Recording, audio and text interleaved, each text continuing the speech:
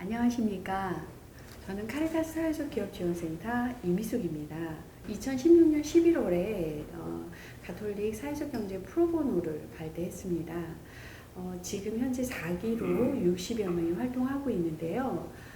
그분들이 지금 올해 코로나를 겪으시면서 이제 비대면 활동이 좀 증가하고 있어요. 그래서 올해 저희가 온라인으로 멘토링을 할 수 있는 방법이 없을까를 고민을 하다가 영상을 만들어서 저희 센터에 자문 신청을 하는 업체에게 모두 다 볼 수 있는 자료로 만들어서 제공을 하면 어떨까 라는 취지로 이 영상을 만들게 되었습니다. 오늘 주제에 관해서 함께 이야기 나누실 가톨릭 사회적 경제 프로보노 두 분을 소개하겠습니다. 소개 부탁드립니다. 네, 카리타스 프로보노 경영문과 김영식입니다.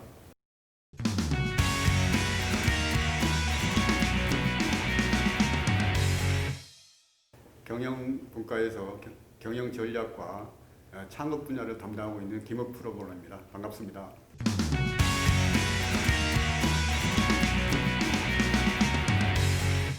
저희 센터로 자문 신청이 굉장히 다양한 자문 신청이 들어오는데요. 최근에 그 송파구에 있는 가톨릭 신자가 실버 카페를 운영하면서 사회적 경제로 진입을 두 번이나 시도하셨습니다. 근데 두 번 다 실패를 했고요. 그럼에도 또다시 사회적 경제 진입을 시도하고 있는데요. 어떻게 생각하세요? 맞습니다. 최근에 우리나라 사회적 경제에 상당히 관심이 많긴 합니다만, 사실은 2007년도에 사회적 기업 육성법이 생기다 보니까 경험이 일천합니다. 그래서 혼란스러운 게 뭐 당연하다고 보고요. 저도 이제 그 기업은 제가 이제 멘토링한 경험도 있고, 그때 이제 상당히 저 스스로도 안타깝게 생각했던 게 취약계층에 어떤 제안을 듣다 보니까 내용 자체는 뭐 어차피 실버를 위한 어떻게 보면 사랑방이기 때문에 그 대상은 충분히 됐다고 봐지는데, 물론 이 측정할 방법이 사실은 없었고, 미래적으로 봤을 때는 사회적 기업을 진흥할 수가 있고, 뭐 앞으로 이런 기업들이 상당히 많이 나올 거라고 봐집니다. 사업을 운영하면서 그리고 협동조합 또는 마을 기업이면서 사회적 기업이라는 이름을 함께 갖고 계신 업체들도 많이 있어요. 근데 저희가 그 분류를 어떻게 해야 할까요? 사회적 기업 육성법에 근거해가지고 이제 사회적 기업을 이제 분류를 하게 되는데, 네. 이런 경우는 통상 사회적 기업, 그 다음에 사회적 협동조합, 그 다음에 이제 마을 기업, 그리고 이제 자활 기업, 이렇게 네 개로 보통 이제 나눠줍니다. 네네. 물론 이건 그 주관하는 부처에 따라 가지고 사회적 기업 같은 경우는 고용노동부, 네. 그 다음에 이제 협동조합 같은 경우는 기획재정부, 네. 기획재정부 물론 이제 협동조합 기본법에 의해 가지고 네. 그 주관을 하고 있고, 이제 마을기업 같은 경우는 행자부, 아. 행정안전부죠. 지금 네. 행정안전부에서 하고 있고, 그 다음에 자활기업 같은 경우는 보건복지부. 아. 이게 그 역사는 오히려 이 자활기업이나 마을기업이 더 길 수가 있습니다만, 이게 이제 어떻게 보면 사회적 기업에 흡수되어 있다고 이제 보면 되겠습니다. 그러면은 처음에 사회적 경제로 진입하려고 할 때 어느 단계에서부터 시작을 해야 될까요? 소셜벤처의 경연대로 알기 전에 네. 사회적 기업과 육성 사업을 먼저 알다 보니까 사회적 기업과 육성 사업을 진입했는데, 대표님도 사회적 예, 기업과 맞습니다. 근데 이제 육성사업으로. 실제 이제 하는 과정에서 보니까 네. 소셜벤처 경연대를 통해서 진입하면 훨씬 과정 학습들이 이루어지기 때문에 상당히 유리한 점이 많고. 그러면 소셜벤처 경연대회를 통해서 먼저 신청을 할 수 있고, 그렇죠. 그 과정을 통해서 사회적 기업과 육성 사업으로 진입을 할 수 있다는 말씀이신 그렇죠. 거네요. 뭐 예를 들면 이런 식이죠. 실질적으로 소셜벤처 경연대에 우리가 사업계획서를 내면 그 심사가 다 이루어지는데, 네. 거기서 포상을 받는 경우는 포상을 가는 거고, 포상에서 탈락됐다 하더라도 이 사업은 좀 아쉽다 하면은 이 관련되는 그 중간 조직 기관에서 네. 이 정보들을 가지고 가는 것 같습니다. 그래서 여기서 반대로 또 육성하고 연결시키는 그게 이제 사전 선발 제도입니다. 사회적 기업과. 그건 우리 얘기하면 특히 뭐 수능에 비교할 때는 수시라고 할 수가 있는 거죠. 그럼 사회적 기업과 육성 사업도 사전 선발 과정이 있고 또 본 과정이 따로 그렇죠. 있다는 말씀이신 그렇죠. 거네요. 이런 부분은 사실은 우리나라 정부에서 상당히 많은 제도들을 상당히 마련해 놨는데 홍보가 부족하지는 않는 것 같은데 충분히 알지 못하는 경우가 있습니다. 네. 제가 만약에 그 협동조합이거나 또는 주식회사 대표인데 사회적 경제에 관심이 많다. 기존에 있는 업체들이요. 그러면 어떻게 또 지금 김영신 프로보노님이 말씀해주신 소셜벤처, 사회적 기업과 육성사업 이 단계로 진입을 준비하는 것이 옳을까요? 네, 제가 말씀드리겠습니다. 네. 이제 첫 네. 번째로 말씀드릴 수 있는 게 이제 젊은 대학생의 경우에 소셜 벤처 대학 동아리 사업이라는 게 있습니다. 여기 이런 지원 사업이 이제 활동비나 워크샵, 그다음에 멘토링 캠프 등을 이렇게 이제 지원을 해주는데요. 3명 이상 동아리를 이제 갖춰야 되죠. 이제 이런 진입하는 케이스가 이제 첫 번째 하나가 있고요. 네. 두 번째는 아까 말씀드렸던 소셜 벤처 경연대회가 있습니다. 네. 거기는 대학생뿐만이 아니라 일반인은 또 이제 거기에 활용을 해서 진입을 할 수가 있고요. 2020년도에 이제 새롭게 하나 나온 게 이제 세 번째가 있는데요. 네. 이제 중기부에서 주관하는 예비 창업 패키지에 소셜 벤처 분야를 새롭게 이제 신설을 했습니다. 거기를 통해서 이제 진입을 할 수가 있고요. 그래서 내년도에도 한 100여 명 또 뽑지 않을까 그런 생각이 듭니다.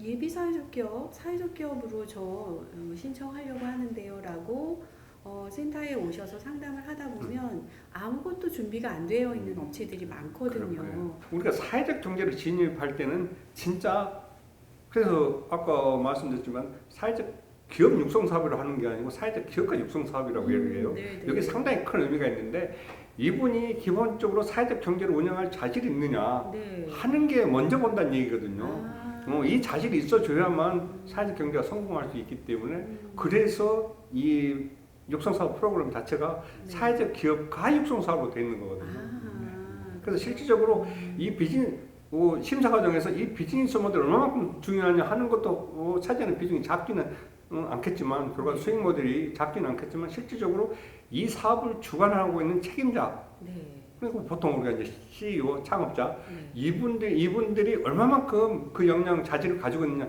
이걸 가장 중요하게 본다고 보시면 거의 맞을 것 같습니다. 네.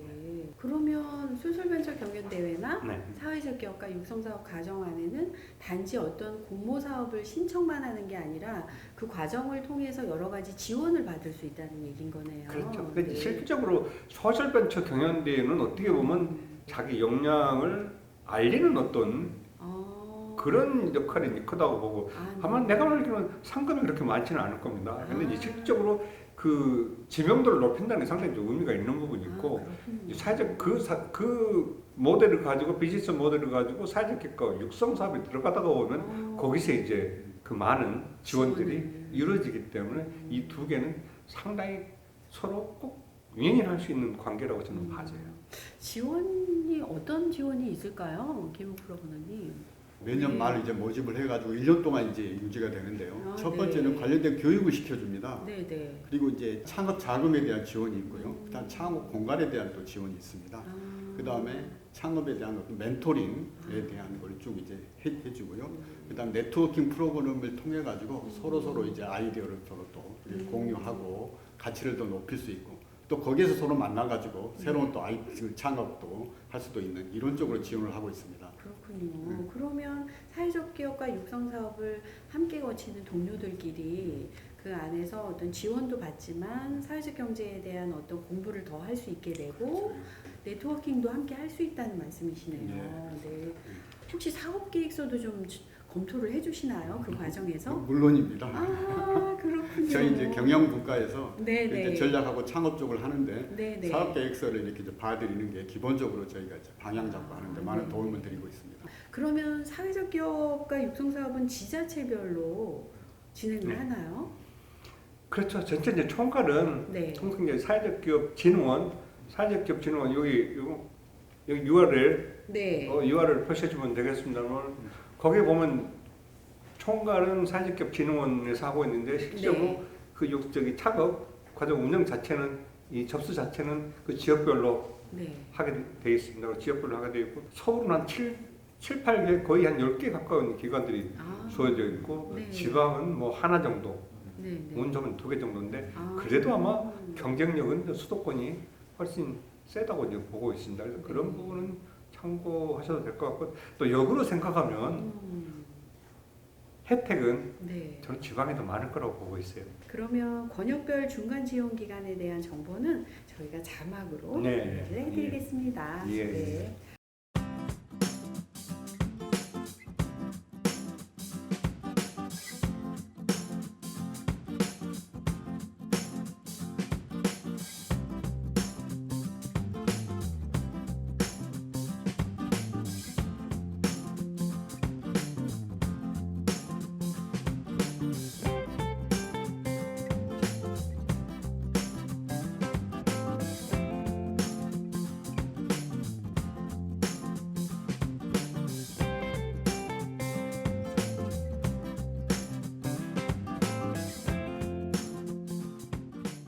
이렇게 또 말씀을 나누다 보니까 어느새 이제 시간이 많이 흘렀네요.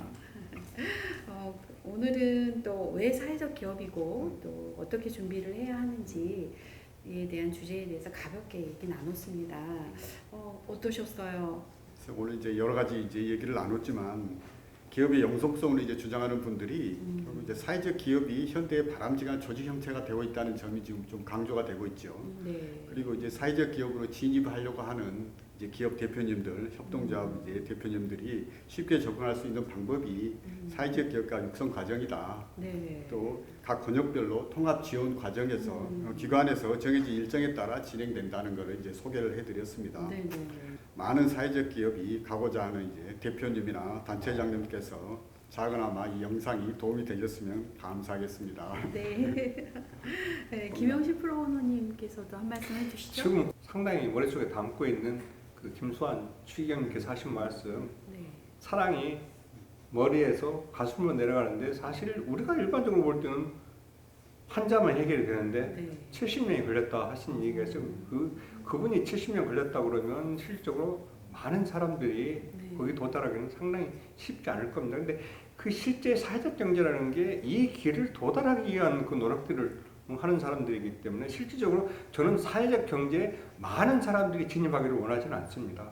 꼭 와야 될 사람은 그 자리에 있어줘야 된다는 그 말씀을 드리고 싶고요. 네. 그래야만 이분들을 보면서 사회적 경제를 우리가 생각하지 않을 수가 없구나. 그 부분 알 거라고 생각을 해요. 그래서 그냥 눈치 빠르게 사회적 경제 영역이 상당히 확산돼가지고 커가는 건 사실이지만 그 커가기 때문에 매뉴얼에 비춰가지고 누구 말 듣고 이 오는 사람은 절대 안 왔으면 좋겠고 네. 애나 지금이나 내가 가지 않으면 안 되겠다. 그분들이 꼭 진입했으면 좋겠어요. 네네네. 저도 꼭 드리고 싶은 말씀이 있네요. 지금 사회적 기업으로의 진입은 사실 단순히 지원만 받는 걸로 끝나는 것이 아니라 책임과 의무가 따릅니다. 그렇습니다. 네. 사회적 문제에도 대응을 해야 되고요. 그리고 정부와 지역 또 사회 구성원들 간의 관심에도 또 부응을 해야 하고요. 근로기준법이나 또 관련한 현행법을 철저히 준수할 의무도 가지고 있습니다. 정말 충분히 고민하시고 지원하셔라 라고 말씀드리고 싶습니다. 그럼 카리타스와 같이 창업 오늘은 여기서 마무리하겠습니다. 두 번째 영상부터는 사회적 기업을 준비하는 그 준비 과정에 필수 인증 요건이 7가지가 있는데요. 인증 요건 중에 조직의 형태 그리고 정관에 대해서 알아보도록 하겠습니다. 그럼 다음 시간에 다시 뵙겠습니다. 감사합니다. 감사합니다.